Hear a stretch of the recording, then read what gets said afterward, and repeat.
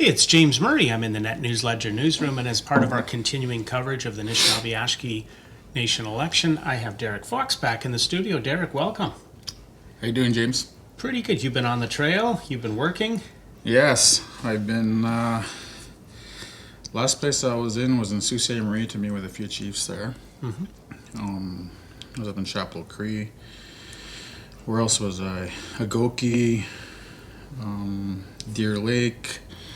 You know, my goal is to hit each tribal council area. So just to say that I've been to each area, and I think it's Friday. I'll be in Wapakika to see the site of the school that burnt down, and then I think next week I'll be in Moose Cree, for the Cree Festival. Excellent. So once I'm done my campaigning, I'll be able to say that I've hit every single tribal council area and as many communities as I could. And of course, you've now been to Hollywood. Yes, Hollywood of the North in Deer Lake. In Deer Lake with a big sign, Hollywood. If you haven't been there, it's amazing. And I don't think many people saw that when I posted my picture of Hollywood of the North. They really had to look for it, But it was, if you get close enough, you can see it well. Yeah. One of the issues that we've been talking about, and one of the issues that's key, is health. I mean, in Cat Lake, there's students who are headed to Vancouver on a walk for cancer treatment awareness. Health in First Nations in Ontario is critical. What do our readers and viewers need to know? Well, health is, it's like you said, it's a big issue. Like it's diabetes, cancer. You know, my family has diabetes. I might be one of the few in my family who doesn't have diabetes, and the cause of that is I really don't think we've adapted to the kinds of foods we're eating. You know, canned goods, and sweets and so on. I think First Nations people are supposed to be eating traditionally. It's like when I say traditionally, I say fish and wild meat and so on. And we're having to eat these other foods. So I think we just haven't adapted to it genetically, and it's hurting our people. But at the same time, when I say health, and this is my pamphlet here that I've been giving to people in my visits. But when I say health, I also I'm referring to the issue with drugs, alcohol. You know, there's lots of Suboxone programs, methadone. We're still dealing with the alcohol abuse in the communities, but also the violence towards the lateral violence. We also discuss missing, murdered, and Indian women, girls, men, and boys. The Child and Family Services system. You know, that's a big issue. My father runs a group home. You know, it's called Panassi Group Homes, where he takes care of kids that can't find homes, or that Tikanagan can't take care of, or Delico.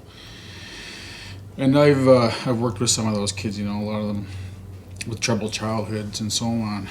So the issue there is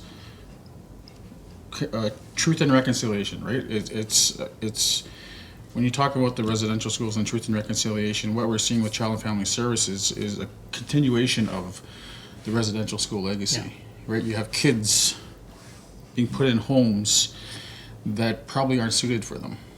So that's a big issue.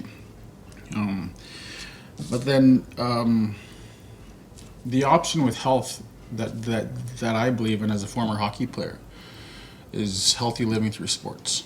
So it's extremely important to support and advocate for sports programs. It's hockey's a big thing in that. You know, we got tons of Maple Leafs fans and hockey fans, right? You know, and you know, hockey, they love hockey.